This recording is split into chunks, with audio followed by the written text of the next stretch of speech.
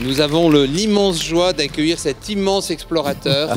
C'est une espèce, une race du passé, une race de l'avenir en même temps. C'est un observateur du monde et vous allez voir sa connaissance du monde, cette exploration des déserts qu'il a fait.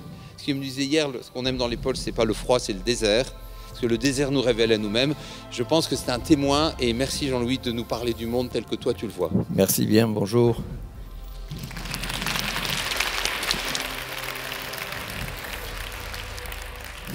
Bon, vous avez compris que vous avez en face de vous un héros. C'est clair. Grand explorateur, j'ai jamais dépassé 1,68 m. Mais les Esquimaux, les Inuits n'ont jamais grandi. En fait, on n'a pas intérêt, quand on va dans les régions polaires, à offrir une grande surface d'échange avec le froid. Donc je vais vous parler effectivement de ce thème, réinventer notre relation à la Terre.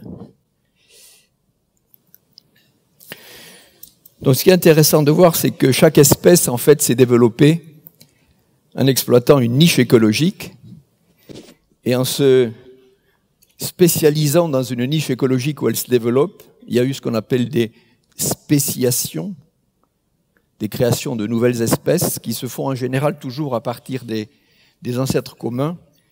Et cet ensemble, cette multiplication de niches écologiques et ces spéciations a créé la biodiversité à la surface de la Terre. Alors, biodiversité visible, c'est celle dont on nous parle tout le temps et que l'on voit. Et puis, une biodiversité invisible qui fait le boulot.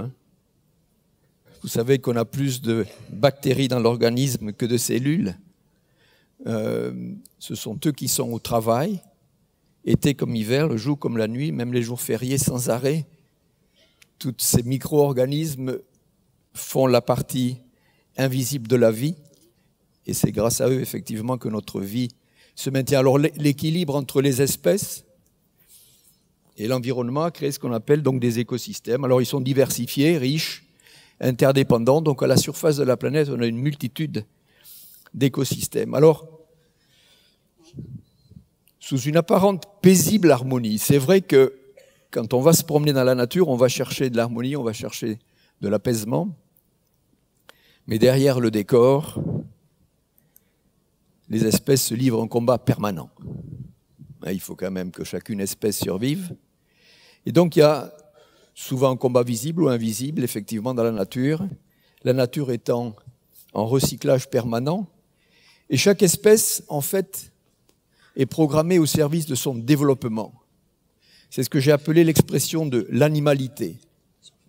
Et l'animalité, ça s'exprime sur 3 choses: reproduction, prospérité, extension du territoire. Vous allez voir sur mon exposé qu'on n'échappe pas à ça, nous. Nous sommes quand même des animaux. Alors la reproduction, tout le monde s'y met. La prospérité, effectivement, chaque espèce essaye de se déployer, de se développer. Et puis d'étendre son territoire. Reproduction, prospérité, extension du territoire. Ça, c'est inhérent à chaque espèce qui sont dans la nature. Alors, chaque espèce, elle naît avec des aptitudes et un instinct. C'est ce qu'on appelle l'acquis. L'art de construire le nid. Il me semble que je l'avais mis en noir. L'art de construire le nid, la thermorégulation, l'odorat, le sens du terrain, le sens d'orientation, l'art de la chasse, tout ça, ce sont des choses, des aptitudes et des instincts qui sont acquis. Et ce qui est important, c'est que chaque espèce, chaque animal a des outils. Ces outils pour la prospérité de son espèce. Et ces outils, ils sont acquis à la naissance. J'en ai cité quelques-uns: les serres, le bec, la vitesse, le camouflage, la vie nocturne, le venin, les ailes. Donc chacun a son matos. Et ce qui est important, c'est qu'ils n'en changeront jamais. On n'a pas encore vu un oiseau migrateur prendre un GPS. Vous voyez ce que je veux dire? C'est cet acquis à la naissance et ils n'en changeront jamais.